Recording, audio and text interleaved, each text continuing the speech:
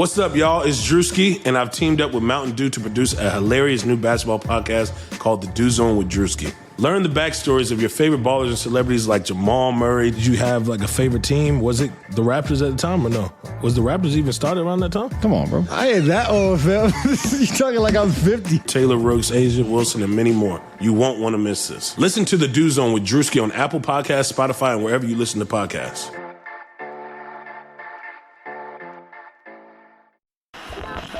The Timeline is a Blue Wire podcast.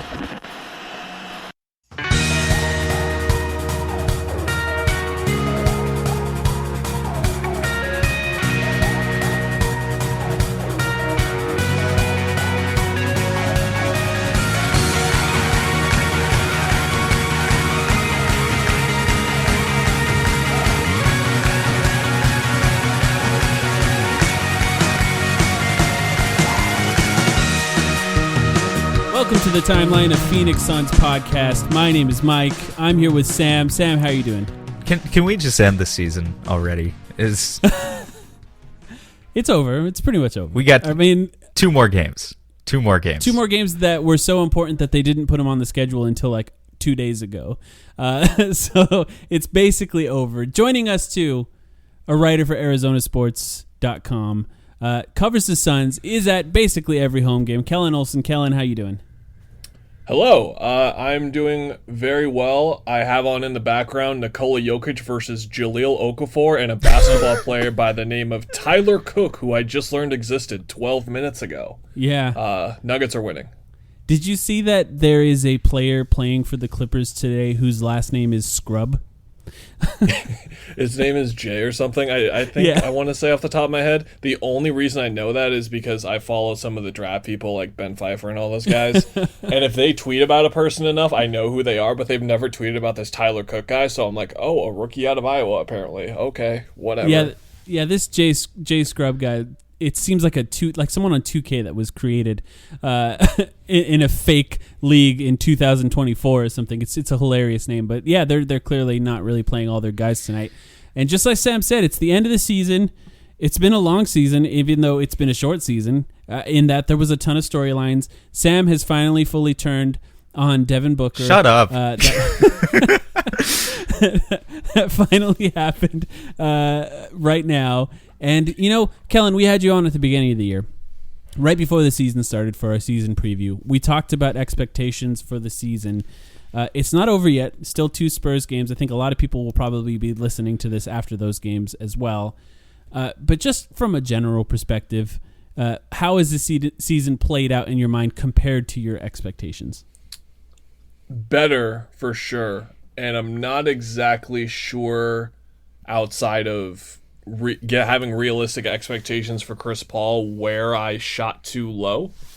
And I think I want to say, like, jokingly and not jokingly, part of it was just PTSD with past Sun seasons where we got a little bit too high on ourselves. But I'm not really too sure. I think there are like a couple of obvious answers. Like, Mikal has gotten better. When DeAndre has played well, he's been better than he ever was last year.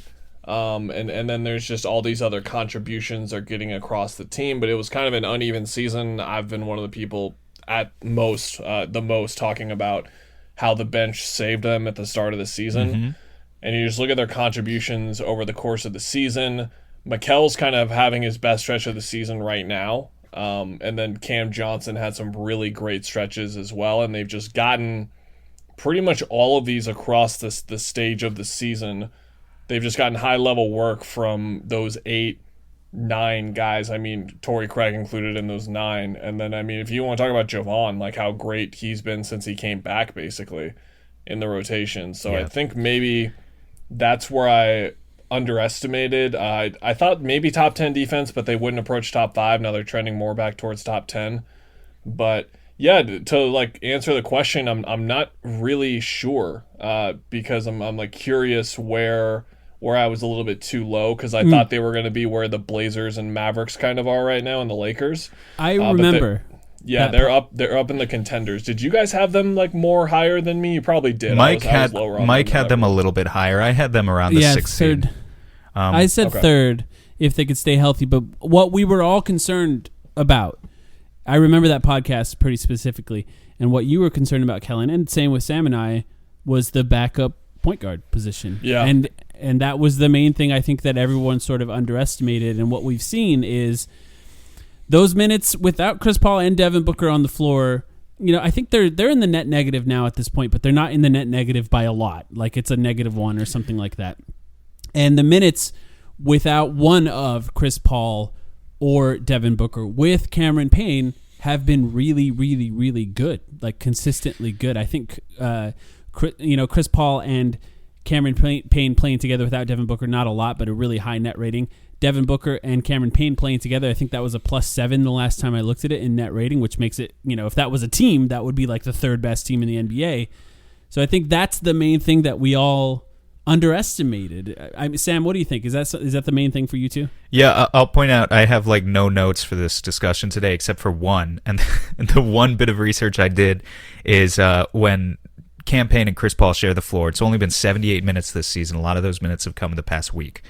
I want to get at some point with Kellan into a greater discussion about kind of just the last week and what it means, if it means anything. But in those 78 minutes we've seen of Paul and Payne together all season, it's a +21.9 net rating. Cam Payne is shooting 63% from the field, 56% from deep when he shares the floor with Chris Paul. There's an obvious dynamic value, I think, in having multiple guys. I mean, it's pretty obvious, but in having 2 to even 3, because we've seen some 3-guard lineups with the 3 of them.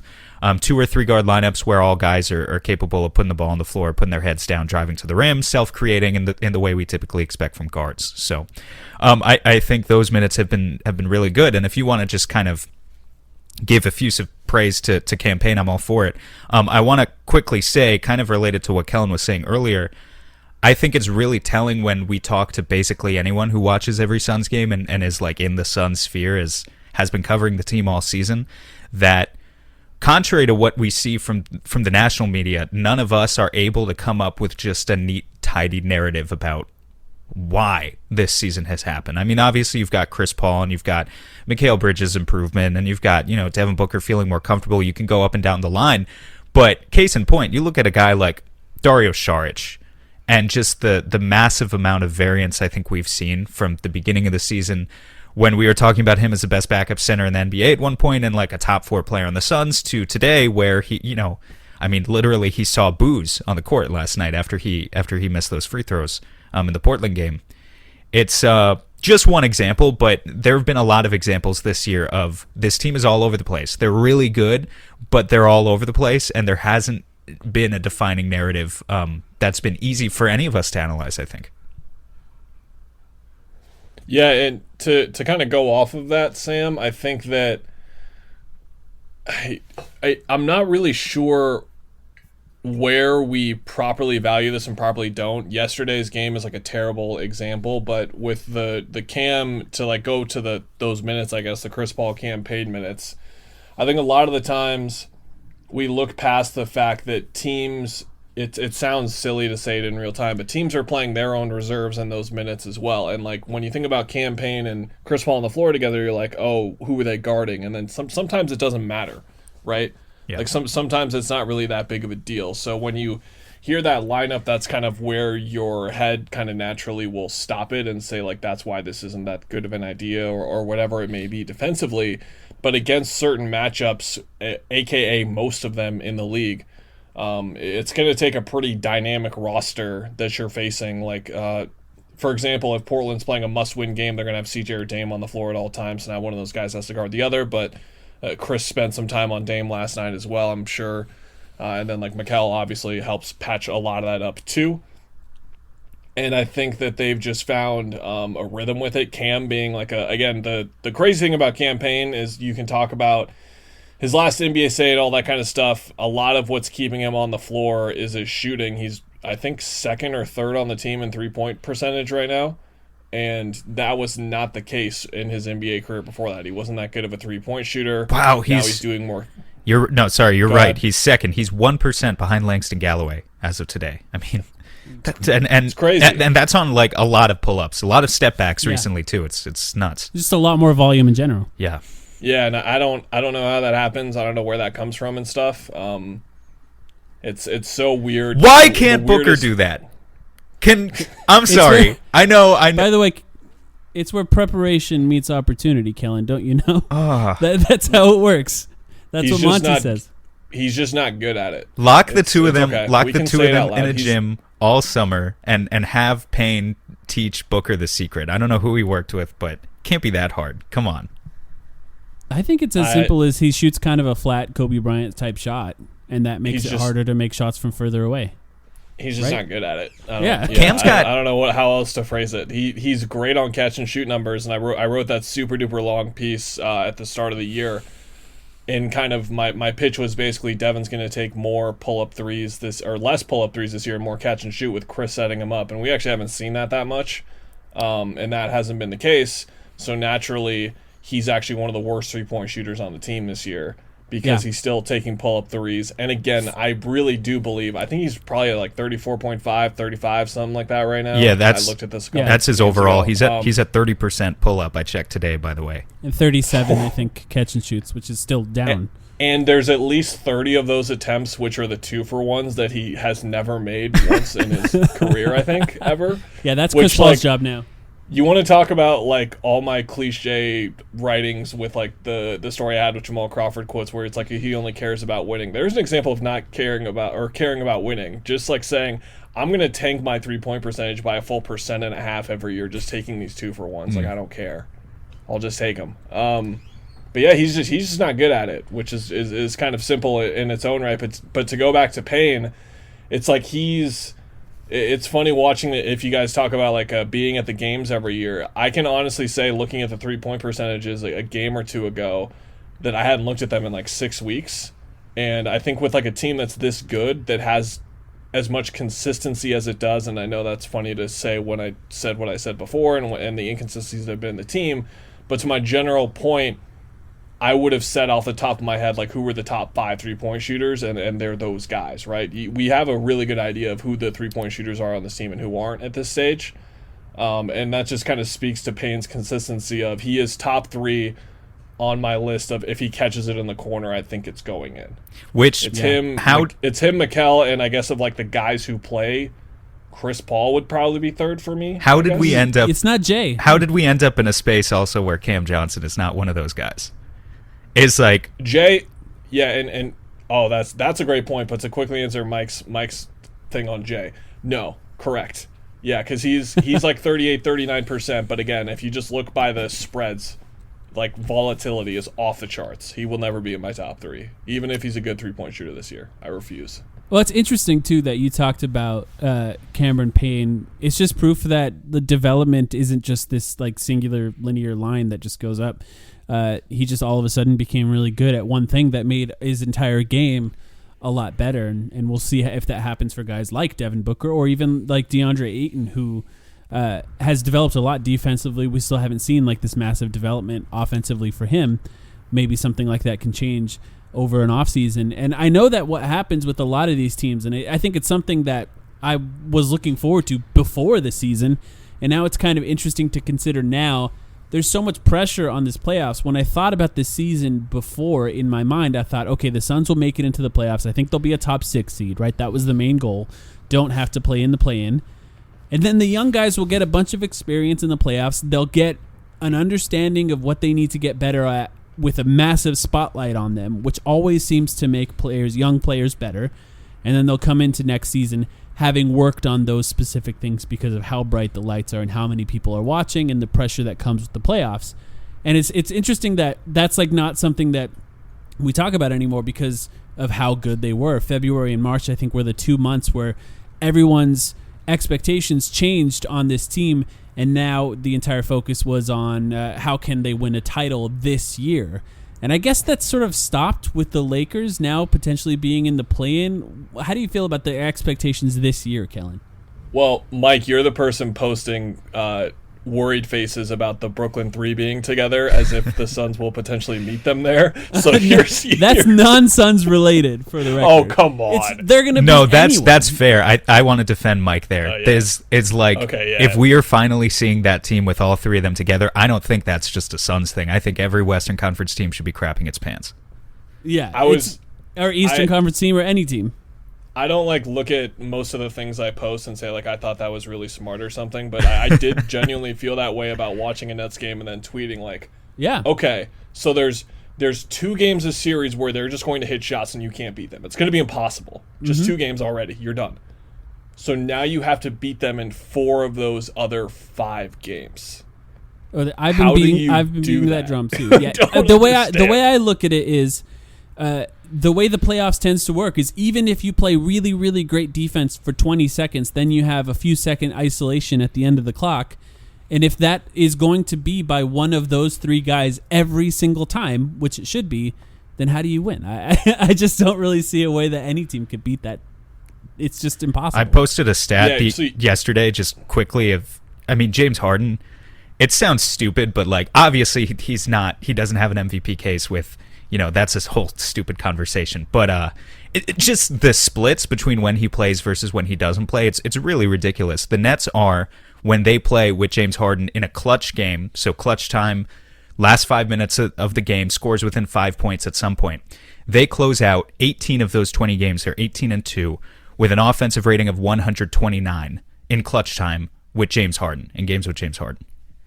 Is historical. It's beyond historical. It's ludicrous that you could even hope to beat that. I mean, defense really isn't even in the equation. If you've got an offensive efficiency of 129 in like a slow, bogged down half court offense in the final few minutes of the game, that is preposterous.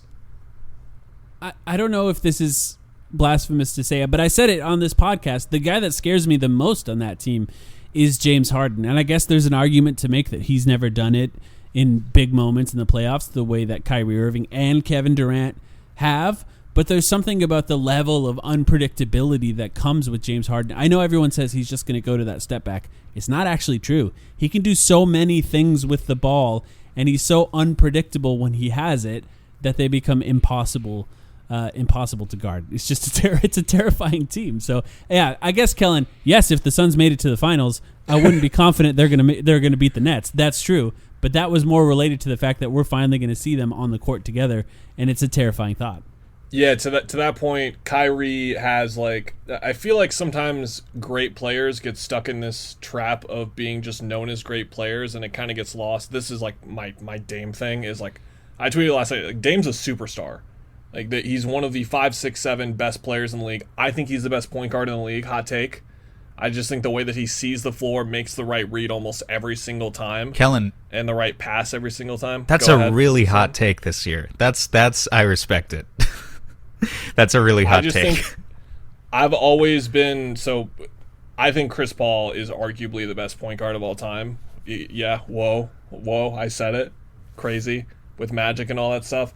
I think there's an argument to be made. I have and where I stop and where I would probably say like Magic's up there for sure, and where I probably should backpedal and go top 3 instead.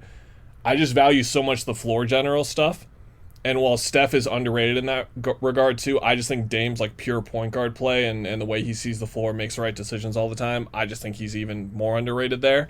But to quickly move on from that and not get stuck in that nightmare conversation. I was bringing that up because I think like Kyrie is Kyrie and Uncle Drew, like he does crossovers and all that stuff.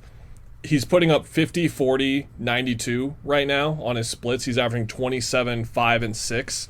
He's shooting 56% on his twos, and he's taking 7 threes a game. It's probably the best season of his career right now. So I don't know. He's one of my favorite players to watch in the league too, and I just feel like he's obviously the 3rd best player of those 3. But to treat him like that, and not that he's still like a top 10, 15, 20, however you want to rank those guys, player is a bit ridiculous. But did you want to talk about playoff expectations for the Suns right now this year? That's what you were saying?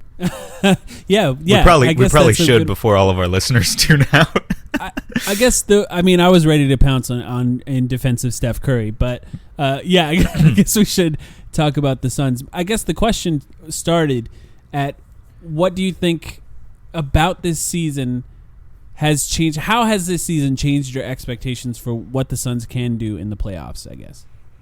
Yeah, mine definitely changed once they got through. I was worried in the Florida road trip portion where it was like them just barely surviving these games and just completely falling apart in crunch time. And I was like, man, they clearly need to play some better competition before the playoff starts. And then once they got through that, and once we got to like even mid-April after the Jazz game, things like that, I was really ready to feel confident in them. Not only, and again, this is lower than where people were at, but again, I'm someone who wrote about it and really values playoff experience, and I've talked about it a lot.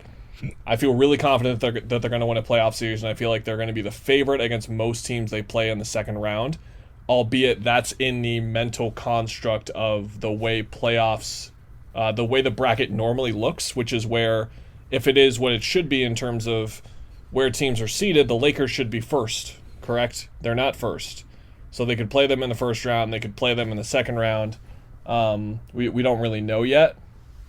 But I think that the Lakers are really the only team in the conference where I feel like the Suns are the underdogs in the series, and then I feel like everything else is them being slightly favored or just like outright, like clearly favored. And you guys will remember like the conversations we had in our DMs like a couple months ago. Like I was like, I don't know, but like maybe the Mavs could, like, no, like they'd wash the Mavs. Like I feel very confident in that now. I was slow getting there, but I got there. With the Warriors, I was saying some stuff too, but instead now I'm like, well, they'd still beat them, but I think they would bring more of a challenge to them. I mean, if Steph isn't even better than Dame. Any of those kind of teams, even Portland, like I don't know. Go ahead, Sam. No, I'm sorry. I'm just giving you a hard time. I said if Steph isn't even better than Dame. But no, you're right. I mean, look. This is more of me, like, I'm a Dame Lillard stan. I get it. I'm going to be outside on streets protesting in 30. I'm going to be the old person who's, like, in my generation, I'm going to talk about Dame more than anyone, I think. I think he's amazing and very underrated and, you know, all that stuff. It's just Steph Curry changed the sport. I probably jumped the shark a bit. I just loved it too much. But again, we're not going to get into that conversation. To echo your point, that stretch where I think we all feel much differently about this team than we did 2 months ago. That stretch where they played Utah, and they played the Clippers, and they played Philly, and they played Milwaukee, and they got like 5-2 through that stretch. That was the end of the season for me, to be honest, because like that was the last point at which I was like, oh yeah, this team is good. And since then, this is where I want to take the conversation now. This week was kind of interesting. There were a couple of close games. There was that close loss against Golden State. They blew the lead, and then there was this close win, a controversial call at the end. It was obviously a foul, by the way, but still people are going to call it a controversial call in that win against the Blazers. But have you taken anything from the past, like not just the past 2 games, but the past couple weeks in general? How much trouble are you having deciphering what's real and what's not right now? What's a mirage for projecting towards playoff success and what's not? I'm somewhere in the middle. I think that it matters that their mindset got in a certain spot clearly, because there is a way for them to still run what they've been running the past couple of games, which is like David and others have been pointing out. They're clearly not using some stuff that they normally use. Their play in other areas, especially in that Golden State game, was at the point where it's like, okay, like you guys are not playing the way you just your brand of basketball, for lack of better phrasing. You're getting completely away from that. And I think it can be a simple explanation, and like this is just my theory on it, is that once you start taking out those parts of your offense or your defense, it kind of mentally almost tells the players like, okay, like we're just getting to the playoffs basically. And luckily, I don't say luckily is the wrong way. Like if they didn't have this kind of win against Portland, they would have been screwed. Nothing like that, but it was good for them to have that type of win against Portland where it just required like a ton of hard work. Like that's what that game was. They just had to bust their ass for all 4 quarters to win that game, especially with the way, again, me praising him, how amazing Dame was in the fourth. They just had to work, and they did. That's about as far as I'm willing to go in terms of that, because what I talked about on our podcast was they've had an ability all season to like quickly reset, change direction, and get back to the way that they play. Like, you remember how horrible that Wizards loss was earlier in the year? How horrible and terrible that it was. Disgusting how bad they were in that game, and just how much they didn't care. And then they quickly moved on from it. Like it just was a thing in the past. That Oklahoma City loss when they went 8-8, when Monty ran it, was terrible. And then that's when everything started. So that's why I wasn't really that concerned. I still think there was something to take away from it, and specifically with the way certain players are playing as of late, and with the way certain players aren't playing at all and seeing the court, which was something I wanted to ask you guys about in a bit. I think it was Mike who tweeted it a little bit ago about like injuries and what they tell us and stuff. I can provide some insight on that, and I kind of wanted to ask you guys about that. But yeah, before we go there, if you guys have anything else to add. I just want to remind you guys about the end of last season in the play-in. The Trailblazers were really doing everything that they could to make the playoffs, and that meant that they were playing really, really well at the end of last season, to the point that people started making the case that the Trailblazers could beat the Lakers in the first round of the playoffs. Do you guys remember this? And I will be honest, I don't remember that. Who was saying that? I mean, it's none of the analysts I would say that you regularly listen to, Sam. Like the Bill Simmons, Skip Bayless. Okay, sure. I know the hot take artists. Yeah. And I think that the good analysts are more willing to take a larger sample size and understanding that the teams that tend to be fighting for their playoff lives at the end of the season will be playing better. The teams that have secured playoff spots tend to fall off a little bit at the end of the season and then pick it up when the playoffs start. Now, just a reminder that did happen. But there's another thing that I wanted to bring up too that I thought was interesting that I looked at recently. Sam knows, Kellan, I'm not sure if you listen regularly, but I call the beginning of the season February 1st. I feel like that's when the Suns team just sort of clicked. And so a lot of times when I look up stats, I'll look up from February 1st on, because it felt like that first few months of the season or month and a half of the season was them just sort of getting a feel for each other. Training camp. Yeah, it was like training camp, a preseason and training camp. Yeah, I replied, just to quickly interject, I replied to someone today and just said, like, I don't think people understand. They didn't play basketball in the offseason. Yeah. They had no one to play against because we were in a freaking pandemic. Like, yeah. And then to ramp up as quickly as they did. Like, yeah, because remember Book, I tweeted one of those quotes he had in one of the preseason games, or in one of the first games of the season. He's like, yeah, this is like basically like we're just getting like bumped in. Yeah. These aren't regular season games to us right now. This is tangentially related. Doesn't that kind of make it even more nutty? Like, you look at the guys who have improved this year. There have been so many not even just on the Suns, there have been so many most improved candidates across the league who are just fantastic candidates for it this year. And I always go back to exactly what you're talking about, Kellan. I'm like, how did they do that? They didn't have a training camp. They were not playing 5-on-5 for most of the limited offseason that they had. 3-on-3, 2-on-2. They were playing with each other, and that was it. So, like, how did it happen? They just shot around and got 50% better, like Julius Randle, Jeremy Grant, Christian Wood, guys like that around the league. Like, not just Suns players. Obviously, Campaign got a lot better, Mikal Bridges, but, like, I don't know, all these guys, it's like, why? MPJ is someone I got on right now. Yeah, I don't know, man. Yeah, it is incredible. Hamidou Diallo driving to the rack. There's just so much science behind player development in the NBA that I wish we understood. It's. I know what Eddie Johnson would say, that they play more, they get better. Okay. That they're young and they're young legs. That's all that matters.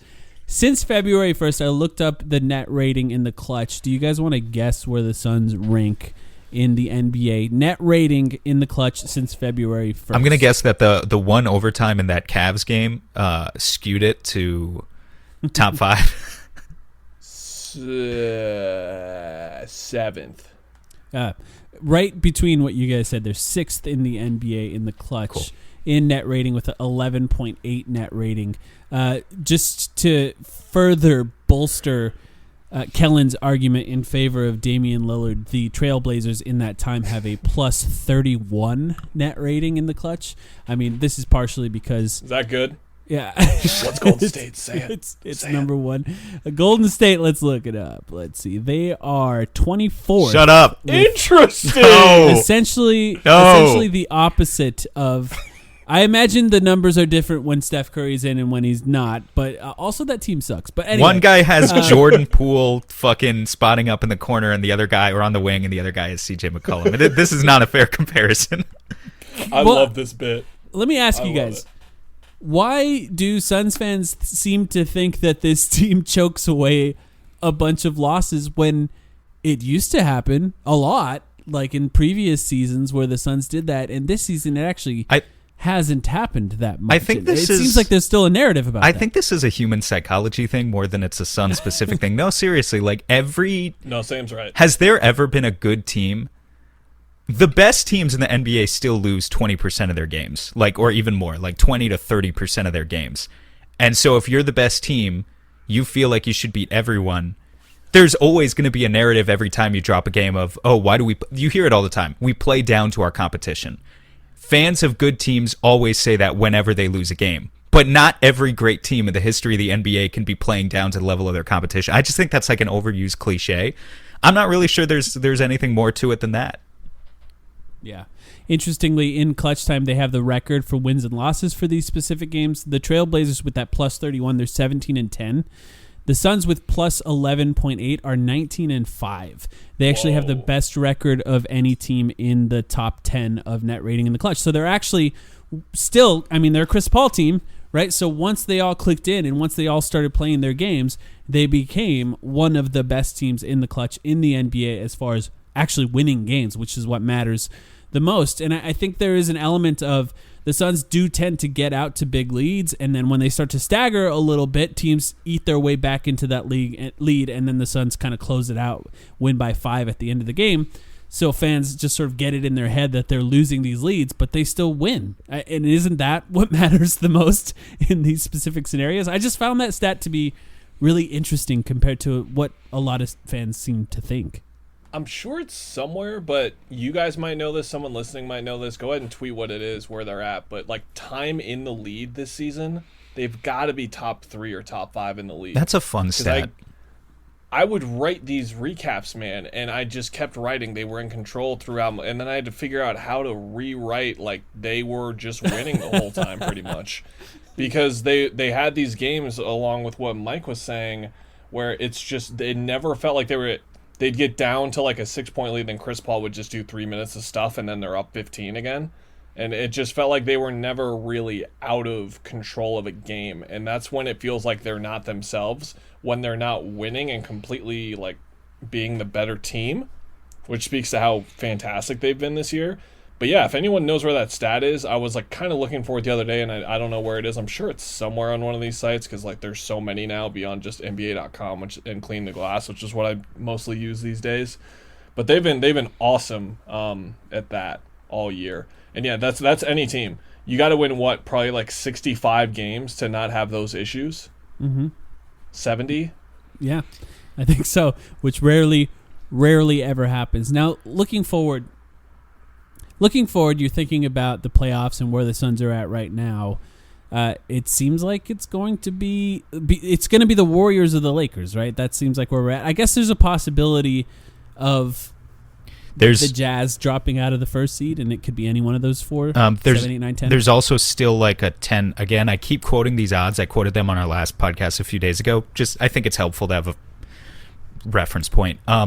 There's like a 10% chance that we drop to 3 still.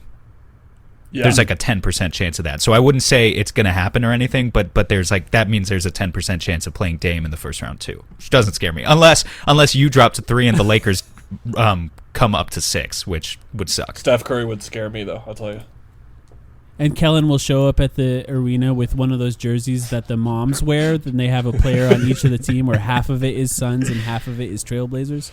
Just every time Steph Curry does something wrong, you just hear on the broadcast from somewhere, Dame better! just me just heckling from media row. Oh my God. Back with more Kellan Olson in just a second. The economy is made up of real people doing real stuff, and it affects everything. Which you obviously know since you're a real person doing real stuff. Marketplace is here to help you get smart about everything beyond the what of the day's business and economic news. We dig into the how and the why with the real people driving our economy. From big tech and interest rates to small businesses and what's happening at the Fed. Marketplace breaks it all down so you don't have to. Listen to Marketplace wherever you get your podcasts. Sugar Ray Leonard, Roberto Duran, Marvelous Marvin Hagler, and Thomas Hearns. Legends, whose four-way rivalry defined one of the greatest eras in boxing history. Relive their decade of dominance in the new Showtime sports documentary, The Kings, a 4-part series premiering Sunday, June 6th, only on Showtime. Can I ask my question to you Oh, guys? yes. I'm sorry. I derailed you a little bit. No, it's okay. It goes in exactly with where you were going, I think. So, Mike was alluding to it with his tweet, and sometimes to kind of give insight with my limited 5-6 years of like being in media scrums across different sports and with how certain coaches talk about injuries. That's kind of going with what I'm saying is that some coaches are very upfront. Like we'll go on calls and gosh, I can't remember who it was. I think it was Dwayne. No, it was Alvin Gentry a couple years ago. He was like, "Yeah, I'll tell you the starting lineup. I don't care." Like, Yeah. Sure. That's awesome. Like, oh, you Yeah. want to? It's like, yeah, we'll tell you. Yeah, so it's like going to be a couple of games. Right now, he's working on this. Like that's a big thing in baseball. We've been talking about for a month how Ketel Marte is now running the bases after doing this and doing that, and they provide you step by step improvement details sometimes on these guys. That is not what the Suns do.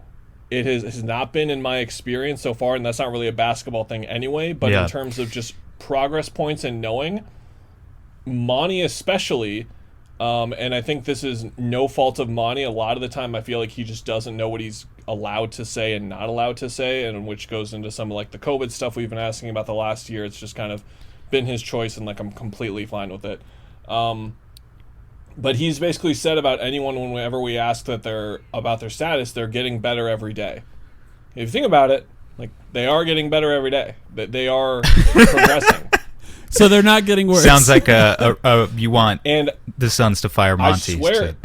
I swear, guys, that's pretty much all he tells us every time. It's I some believe variation of that. So to that point, Yeah. when Cam Johnson, apparently, who has been in that hard cast ever since he went back out again, but when I saw it, I was like, huh. Right wrist sprain. And I'm just sitting there and I'm like, okay, we got like a week and a half, and kind of to that point of just the entire like thing I'm trying to preface here before I want you guys to talk about potentially Cam like being out or whatever, is that there's just a limited amount of information we get on injuries, and Abdul Nader had his sore left knee forever. Right now, I do not think that is a DeAndre situation. I genuinely believe what Monty said, which is that DeAndre came in, he had a little bit of soreness in the knee, and now we're just playing it cool and just waiting to see what happens with the knee. This is something that I'm sure he would be playing through right now if he could, because again, he's listed as questionable. That's a key thing to pay attention to if you guys are interested in that thing. When a guy's questionable, when he goes down to out, when he's listed as doubtful to questionable, probable, things like that, those things matter. So the fact that Cam Johnson has been listed as out for all these games, he had the hard cast on yesterday when I like walked down as close as I could go to the court without being one of the people who has an armband on because they're tested. And seeing the cast, I was like, oh, okay. Are you going to be here next week? So to hand it off to you guys, my question is, what do you see if we're in the first game of a playoff series and Cam Johnson is out? What do you see as like the biggest changes in the rotation? How does it change the team? Who needs to step up more? Minute changes for some guys and so on, because he's obviously one of the most important players on this team. Okay, so I just want to actually clarify what tweet you're referring to as well before I get into that. And what I said is the Suns not being fully forthcoming with their injury reports has got me a little shook, and that's just an honest assessment of this. Because they said that Nader had a sore knee, and he missed like 40 games with a sore knee, and then all of a sudden he had surgery. And it's not even just the era with Monty. I do feel like it's a Suns thing. I think even before Monty, there were times TJ Warren had a minor head injury forever. That just say it's a concussion, it's fine. Like, we won't freak out. Quickly with I'm curious about the baseball component that you mentioned. I'm far from a baseball expert, but I was just thinking about that. Could that be because like baseball is so independent? Like there's not much of a synergy component between teammates, right? It's like every guy is kind of just responsible for his own offense, and there's not like, I don't really know, it doesn't really feel like chemistry comes into play all that much. So it's either like you scout to a guy's tendencies or you don't. But it feels like managers in baseball like wouldn't care about tipping their hat to who's available and who's not for that reason. Whereas in basketball, a guy that's available has more of an explicit impact on each of the guys around him than in baseball, right? Maybe that's true. I think that baseball just has easier progress points too, like where this guy threw a 30-pitch bullpen, as opposed to he threw in a sim game, aka like a simulated game that is supposed to simulate a real game. Wow, I just really said that. A sim game, he threw like 70 pitches in a sim game is a significantly higher progress point than a 30-pitch bullpen or whatever. He was playing soft toss in the outfield for 15 minutes. Like, we hear all these variations that like are low and then high in terms of like how much progress they're actually making. And I think baseball's like it's easier to like mark for them as opposed to, oh, he can run up and down the baseline now. That's my only guess. That would be my guess on that question. I just want to say, one, I hated all of that. Let's never talk about baseball again. Speaking of listenership stopping, that was elite right there. That was and really two, good. it's just We're getting really good at that. all of the updates that they provide are for gamblers. Just remember that's the reason. The reason that they have so many rules specifically about injuries and guys being probable, questionable, out, whatever. That's all gambling related. So understand that whatever reason that you can think of, it probably just comes back to gambling for that. And remember, I'm waiting to tell you specifically and only you the information you're asking about. I have it. I'm just not going to tell anyone yet until you ask me, and then I'll tell you. Yes. And to your question, though, first of all, I just want to give James Jones some credit for how important the acquisition of Torrey Craig is in that case. Because I felt at the beginning of the season that the Suns did not have quite the wing depth that they needed, specifically for scenarios like that, where they could end up with a guy missing some games. You know, Cam Johnson, we don't know. Maybe he'll be back for the Spurs game. I doubt it. I imagine even if he's minorly injured, they'll keep him out for those games. Maybe he'll be back game one of the playoffs. Maybe he won't be fully healthy and he'll still be back. We don't know. The point is, if he is out, they have somebody that can step in and do somewhat of a comparable version of what Cam Johnson does. Now, I will hit this again and just say Cameron Johnson has been a good defender for the Suns this year, and Torrey Craig has been as well. When Cam Johnson is fully healthy, he's a better shooter. He's a better offensive player in general. So I think you're still missing an element of that. But I don't think it's a coincidence that we have seen more 3-guard lineups with the Suns in the past few weeks, coinciding with the fact that Cameron Johnson is out. You need more shooting. You need more offense if Cameron Johnson isn't playing. And if you concede a little bit of size because of that, then and in favor of more ball handling and more attacking off the dribble, something Cameron Johnson has also gotten a little bit better at, I don't think that's a coincidence. I think that's something that they're going to try to do. And I think, you know, as good as Javon Carter has been playing, the most likely scenario is he's probably not going to play a lot in the playoffs, and they can construct a 3-guard rotation of Cameron Johnson, Chris Paul, Devin Booker. I'm sorry, Cameron Payne, Chris Paul, and Devin Booker. And with how good Cameron Payne has been playing, that means getting him on the floor with both of those guys to maximize the amount of minutes he's playing. I wouldn't be surprised. It's not ideal, obviously. You want to have everyone available in the playoffs, and it seems like Ayton's going to be available. But that's what I would guess that Monty would try to go to, as well as, of course, the obvious of more Torrey Craig minutes. But what do you think, Sam? Yeah, so it's not ideal. I think you could patch something together, though. Torrey Craig, I will quickly say, he's shooting 30. This is crazy. He's shooting 37% from deep. Cam Johnson is shooting nuts. Cam Johnson is shooting 35%. That obviously doesn't match the eye test when you look at the way that teams guard them. Teams don't give a shit about Torrey Craig spotting up for 3. They will leave him completely open on the weak side. You can tell it's just not the same level of respect. And also, Cam is not, I think, you know, Cam's three-point percentage, I think it was around like 37%, maybe even 38%, and just plummeted after he broke his nose and he hurt his wrist. So I think, you know, if he comes back fully healthy, I have decent faith in him. I don't think he's the shooter he was advertised as being coming out of the draft, but I have decent faith in him reverting back to like he's a 37, 38% shooter. He'll hit. You'll feel relatively confident with him in the corner, much more so than Craig. Strangely, though, or underratedly, I think kind of the biggest thing you lose is not shooting related at all with Cam. It's his on-ball defense. And there's such a benefit to having Mikal Bridges and Jay Crowder in the nail help role, where they're so good. They're so good at anticipating and plucking off plays. And it's not that those guys aren't able to play the wing stopper, like primary defender role as well, but like Cam is so underrated at this point at just being a conservative defender who keeps the ball in front, doesn't get blown by, and then if you need to send help at like an elite forward, you send help with Jay or Mikhail. So I think the biggest thing that Torrey Craig actually has to do now and step up, he's terrific hustle piece. We know what he can do like on the boards and everything, but he has to play that role. Like that's kind of what he is now in the minutes that he plays. Because as good as Mikhail and Jay are, I think the more you can kind of keep them in the help role, that's how you actually maximize this team's defense and hit on a lot of the things that had been making them so successful. Yeah, to Sam's point, and really to what both of you were talking about, I think that a good way to think about Cam is kind of being the middle ground between Jay and Torrey, because we can just, this is horrifying to say, and to quickly go on Sam's point, whenever we hear about in the future about how pretty a guy's jump shot looks, but he shoots 37%, all Suns fans should be like, okay, that's great that it looks good. You should probably focus on that 37 number more than how good it looks, because apparently like how good it, like Devin Booker and Cameron Johnson, two of the prettiest jump shots I've ever seen in my life, just it makes no sense to me.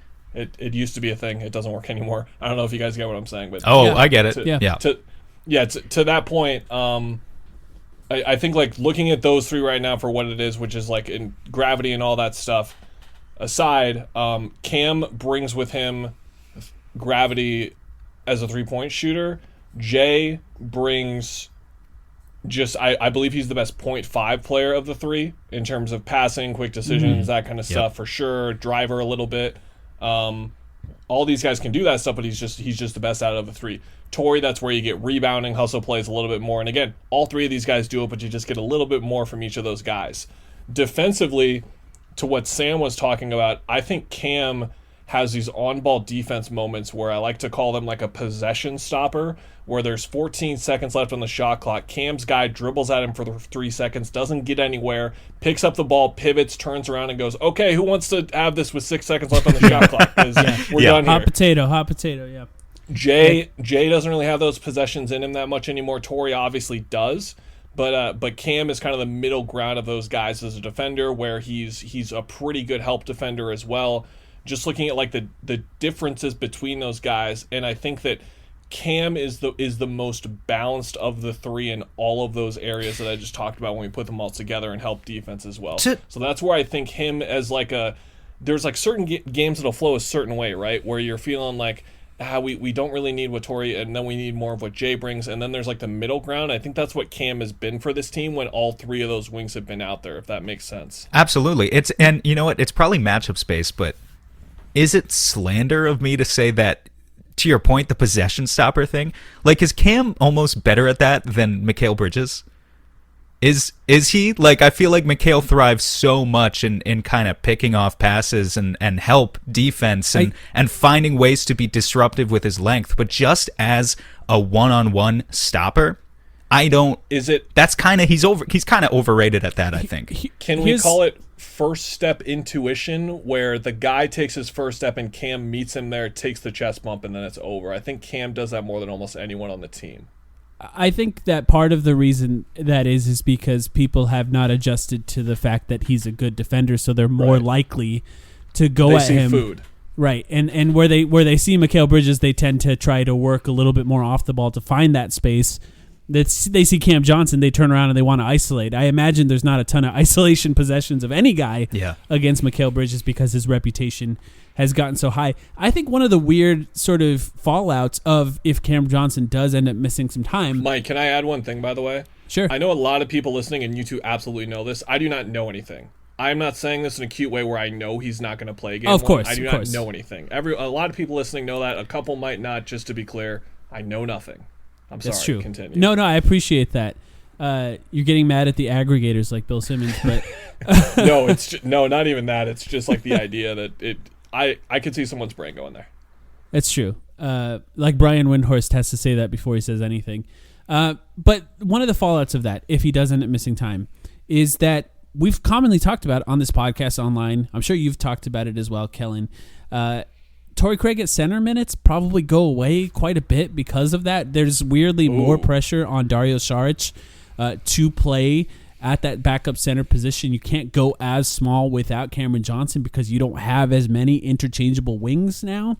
So, Dario Saric now has to step up even more because of the loss of Cameron Johnson. I feel like when you have basically 4 of those guys, you can operate as a smaller team in small ball center positions with Torrey Craig or Jay Crowder, whoever, at center, because you have more of those guys. But I feel like, I don't know, maybe I'm wrong about this, but I feel like because of the loss of Cameron Johnson, losing one of those guys, it makes it less likely that they can go as small as often. I think they could still do it, but maybe not. Like, I think there's a chance in the playoffs they can play a team where Dario Saric is played out of the rotation entirely, and they're just going to Torrey Craig at backup center, basically, and playing ultra small against a team that's just killing them with jump shots. Clippers. Yeah, Clippers is the main one, and I think even like the Trailblazers, if they end up against the Trailblazers, they could end up doing that. Even though they just beat them with starter Dario Saric, I still think that there's something that could happen in that specific scenario. So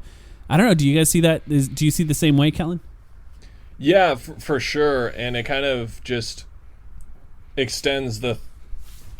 I've been talking about this with people the past couple of weeks, and especially to like Gina, Dwayne, Gerald, seeing all these people at the games, and just saying it's not going to feel like the Suns are in the playoffs until the buzzer sounds for warm-ups, and there's like that cheer from the fans that like the game's about to start right before the national anthem, that kind of thing. I think either then starting lineups tip off somewhere in there. It's gonna like hit me that we're doing playoff basketball starting. A lot of that has to do with the last 10 years, yada yada. But to what we're talking about, I wonder how much minutes are actually really going to fluctuate in a playoff series for them. Because to something James Jones said on one of the broadcasts, either last game or a couple of games ago, like Dario has like a capped amount of minutes, right? Because of DeAndre. And DeAndre is going to need to be out there a certain amount of time. And yesterday proved exactly why. Just because as a presence, you saw the pocket passes going to Dario and Frank and working, and I can make a bounce pass joke all I want, but the bottom line is because they don't have any gravity as rim runners, whereas DeAndre has a ton. That's the difference right there, and that's why that space is there. So I wonder with level of play and stuff, like how much are we going to see where like, oh man, like Chris can't go below 38 minutes. Like we just like, that's an extreme example with his age and stuff. But then again, like this is the playoffs where those numbers go super high. Is Book going to play 42 minutes a night? Like with the way Campaign has been playing, I really don't think that's going to be the case. And that's probably the worst example. Yeah. Is it going to be a thing where in the first game or two, Mikel is having one of those unfortunate stretches and now he's down to 24 as opposed to where he could beat a 38?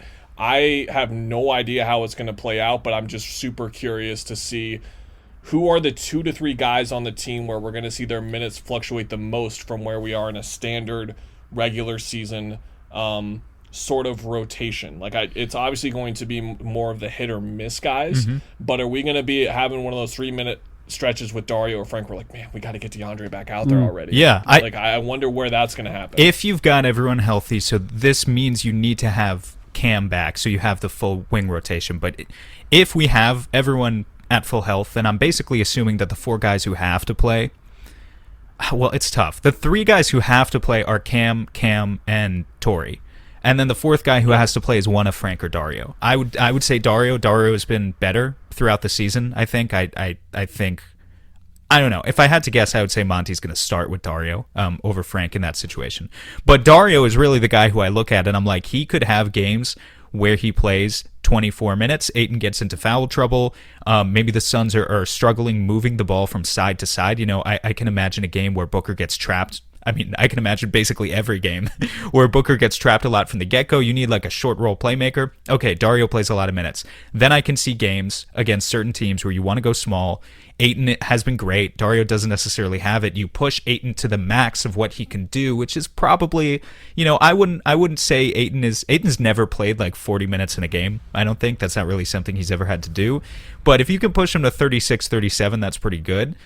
So, yeah, there's games where Dario could play 24 minutes in my mind, maybe even like 30. There's games where he could play 5 minutes in the playoffs. And I have no idea what we're going to get. Yeah, it's a weird scenario where the standings are still like credit to the league, I guess, for the play-in. Everyone wants to talk about it this time of year, but everything can change in these next few games pretty dramatically. I think the only team that's like fully locked in their spot is the Spurs at 10 in the West. I think maybe the Denver Nuggets. Which, speaking of I which, guess they can still. Just in case anyone listens to this before the games tomorrow, has something to do with the fact that you look at the injury report tomorrow and DeMar, Trey Lyles, Jakob Poeltl, Derek White are all out. Rudy Gay and Murray are questionable. Yeah. Quote unquote questionable, by the way. Quote unquote. Right. They are questionable. Interesting. Do you know a secret? Do you know something? People say you No. know something.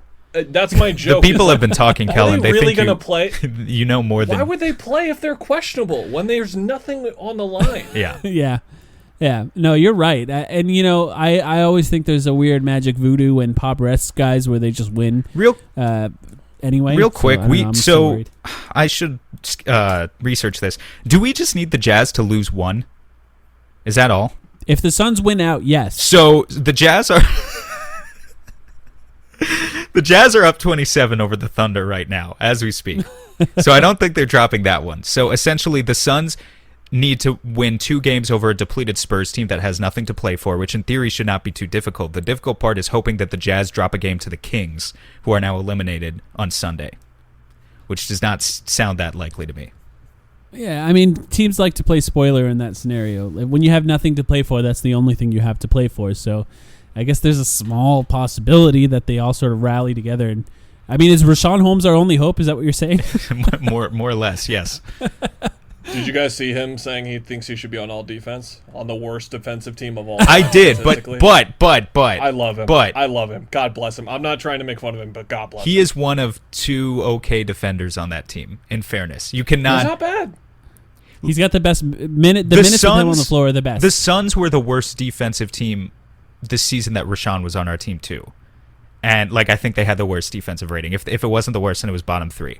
But anyone who watched Rashawn every night could obviously tell. I mean, look, I don't think he's an all-defensive player. That's ridiculous. He's just being confident. He's allowed to do that. Anyone who watched him knows he's a solid though on that end. He really is. There's more to defense. You can't just have a rim protector and then a bunch of bums and build a good defense out of that. You'll never be able to do that. Kellan, I'm going to ask you one last question here. It's a 2-parter question, I guess. What do you think is the best situation for the Suns as far as where they end up here? And how confident are you in Monty Williams as a playoff coach? I will commonly say that NBA coaches matter the most in the playoffs. In a lot of ways, there's no practice in the regular season. There is some preparation that goes into a lot of games. It's more of a game manager in the regular season. The playoffs, there's a lot more strategy when it comes to coaching and a lot more preparation. So where do you think the Suns should want to end up here in these last 2 games and however it plays out? And how do you feel about Monty Williams at this point after all of we've seen from him? From what I can tell, the most realistic kind of thing, I don't think it's realistic to expect them to jump to 1. I don't think that's going to happen. From what I can tell, the Lakers accidentally win 2 games. Whoopsie. And then the Blazers lose to the Nuggets because the Nuggets want to win in case they can get to the 3. But they might be cool with staying at 4 anyway. That's the thing. I can't figure out what Denver wants to do. That's the big thing in this. They rested guys today, so I'm assuming they're just cool at 4. Who are the Lakers playing again? Are they playing bad teams, right? But Pacers, who are missing everyone. Everyone's roster is just dead because, again, that ramp up was just awful. And then Pelicans on Sunday. Man, this could happen. That could happen. And for the record, Lakers, the Nuggets actually admitted essentially to trying to get the most advantageous playoff matchups. Interesting. Teams will very rarely admit to finagling themselves a little bit into the right spot. But the Nuggets, Michael Malone said something like, "We're trying to play for the most advantageous playoff positioning matchup," or something like that. So they essentially, as close as you can come to admitting that you'll tank a game if you have to. Yeah, I would assume Jokic isn't going to play on Sunday then, if that's the case. I'm going to pull up his minutes right now and see how many. Yeah, he's only played 26 minutes tonight. They're not even. He's running out there, and I mean they're killing the Pistons right now anyway, who have 81 points right now with 6 minutes left in the game. Just God bless them. So I guess to kind of that point, I think the most realistic thing, and I'm starting to shoot it down already, Lakers accidentally win both games. I think that could happen. But the question is, if the Blazers can lose on Sunday to Denver because Denver has something to play for, which it looks like they might not even have something to play for or want that something to play for. Because if the Lakers and Blazers, the Blazers win once, Lakers win twice, they're tied. That's where the tiebreaker kicks in, and that's that. Like, the Lakers are still at 7. But I guess what could happen is Portland could lose. They drop to 7. Now they're somewhere in that play-in mix, and like maybe you draw them in the 2-7, or maybe you don't necessarily. Now, of course, the best case scenario is Denver actually wants to win. They want to get to 3. They beat the Clippers. The Clippers drop to 4. The Suns are now in the 2-3 potentially, so their second round matchup is the 3-6. But again, in this kind of situation, that means that they just avoided the Lakers for a round, and now they're playing the Lakers in the second round. So that's kind of like the mixed in madness here. So I guess it maybe the Lakers are at, I still can't figure this out, like the Lakers at 8, I guess, like they lose the first play-in and win the second one, and then you avoid them until the Western Conference Finals. My entire pitch here is just avoiding the Lakers. Like, the Clippers are what they are. I think that's a 50-50 series, which should obviously is, I think it's Lakers, you're not favored. Clippers is 50-50 down the line, with maybe the Clippers slightly favored just because of a lot of experience. They just got Ibaka back tonight, by the way, which is big for them. He's been out for 2 months. Wait, stop. You sorry. You think Clippers is 50-50? What did you say Lakers is? Lakers, the Suns would be the underdog. I think like I said heavy underdog, but I said Lakers as underdog. Well, I'm so what, I in Vegas, I think to win the series, I think the Suns would be at least like plus 150. I guess I'm curious about, like, I know they're the reigning champs, and I know they haven't been healthy this year, so they deserve more respect than they're getting because there's an assumption of a full strength Lakers team that we just haven't seen. But I guess I struggle to get there. Like, what's making up the difference between the Lakers Clippers projection? LeBron. Just LeBron. James. It's just LeBron. Just LeBron? You know what I mean? but like the guy who has, I'm sure you guys saw my spiel on him already, like the past couple of times. Yeah, sure. But like we've seen, so it's a combination of factors that I've talked about a lot before, but I can definitely go through them. So matchup for one, I think stylistically you look up and down. You can say Memphis is a far less talented team than the Lakers and all that kind of stuff, but you could say stylistically they have certain parts of the way they play that don't match up well with the Suns. Yes, not a good matchup. I'm saying that talent aside, stylistically, the way that the Lakers play and the way their team is constructed, you're right, is the worst matchup for the Suns. Yes. Because good defense leads to good offense. I was so sick of hearing that for a couple of years before the Suns were good this year. And then it turned out like, whoa, that's super true, especially for this Suns team specifically. I don't know who guards Anthony Davis. I guess it's DeAndre Ayton or Jay Crowder for some stretches. And we love Mikal, or do we? I don't know. Like, is he more of a top 5 defender, top 20 defender? No, we love Mikal. He's yeah. The true second best player on the Phoenix Suns. Yeah, I love him. Whatever you think of Mikal, the LeBron James that he has seen in the regular season is not the LeBron James he would see in the playoffs, who would be going downhill at him every single possession, and he wouldn't be able to stop it. He just wouldn't be able to stop it because it's LeBron freaking James, the best player of all time. You just hope for a not fully healthy LeBron. That's really all you can really do in that case. So I think there's more of a chance. I think there's more of a chance though that you get a not fully healthy LeBron and AD than there is a chance of the Clippers shoot less than 40% from deep against you over a 7-game series, which is not going to happen. What percentage point are you putting at them at when you say not healthy? Right, that's as a good healthy, point. 100%. I still think if they're 80%, they win the series. We're splitting hairs. I mean, we can end the episode. End the episode at this point. I still maintain. When I watched the Lakers game the other day, it was very clear to me. It was jarring. It was very clear to me that it's a bad matchup for the Suns. I still think I'm more afraid of the Clippers. I just still think I am. I think that team is so good, top to bottom, and that matters a lot. Not to mention, I know he's not LeBron, but like we've seen Kawhi do the LeBron thing almost as recently in the playoffs. Isn't that crazy? Like they have Kawhi Leonard, right? It's just that team scares me more. But don't they still have like the highest? They have the highest collapse potential like at least higher than the Lakers. Like I feel like LeBron has done Yeah. it over and over and over again. Paul George still has yet to do it. And I don't know. I kind of feel like they're the Clippers. I kind of feel like Paul George has as much collapse potential in the playoffs as Anthony Davis, I think. So to Mike's point on like collapse potential, that's kind of what I was saying with Kawhi. Is like the Clippers are a meme, but then you remember they have Kawhi, who is just like an absolute freak, and they had him last year though in the playoffs too. To that point, Yeah. But to go back to the Lakers thing, defense to offense, I think there's a struggle there because of just those two matchups, and they're two of the top 5 best players in the world when they're all fully there. I think Davis, especially defensively, to go to the other side of the court, wherever they play Davis, wherever they put him in certain matchups, where they put LeBron, again, you're talking about two of the best 7, 8, 9, 10 defenders in the league. They're incredible. And if you look at matchups that we're talking about on the other way, like LeBron, AD, obviously Chris Paul and Devin Booker are in different strengths, and like they're very good players. But I actually think that the Lakers have, and again, people are going to completely misrepresent the way I say this, and that's fine. I'm willing to say it anyway. That I think, like, you look at Schroeder, Caruso, Matthews, Caldwell Pope, the bodies they can at least throw, they're capable defenders. Whenever I've watched the Lakers, again, number 1 in defensive rating this year, the way those guys move around, the way they physically get into guys, and the way they're able to execute a game plan, take those guys out of the game when they could, has been really impressive to me. And just all of those factors together go into what Sam was asking about in terms of like the gap there. I just think that there's no, where I'm looking for, if they didn't have anyone who I thought like Book could just run through, like if he's like Portland, like Gary Trent Jr., like last year, for example, or Norman Powell this year, like you don't have anyone who can guard him.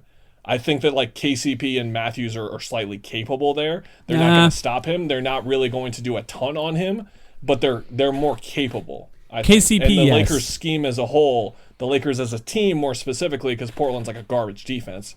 Lakers as a team and the way they execute is there. So all of that kind of just together as one is why I feel like the Lakers are such a scary matchup for them and why they'd be the favorites for sure.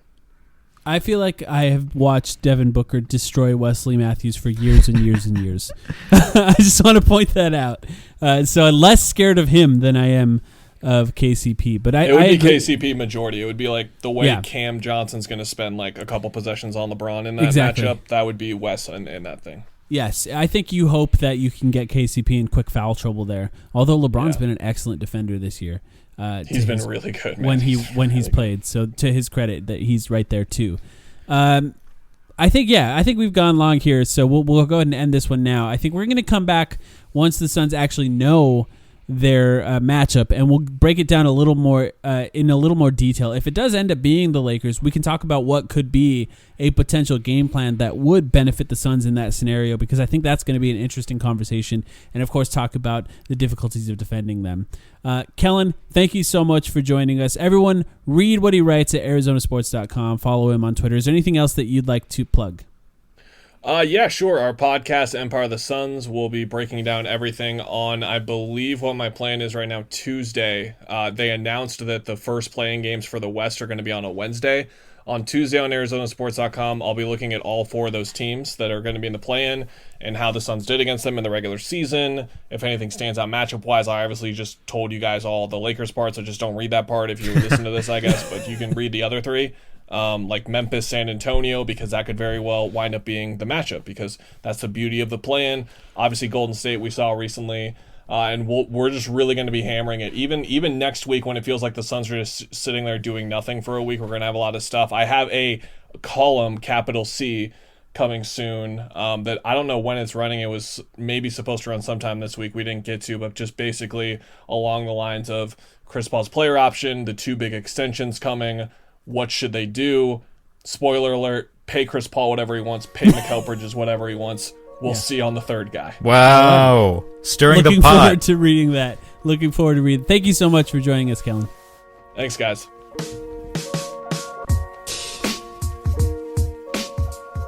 You know, Chris, it's going to be a very unique situation in the playoffs this year. You know, normally when you're a 1 seed or a 2 seed, you kind of get an easier game.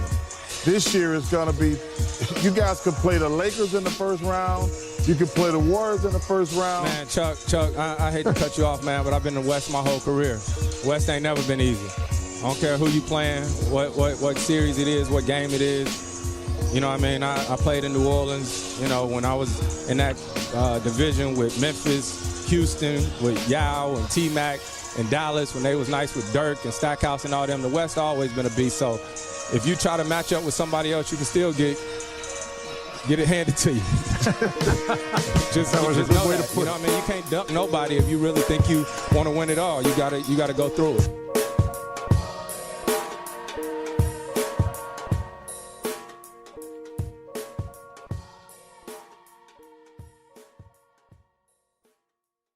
Sugar Ray Leonard, Roberto Duran, Marvelous Marvin Hagler, and Thomas Hearns.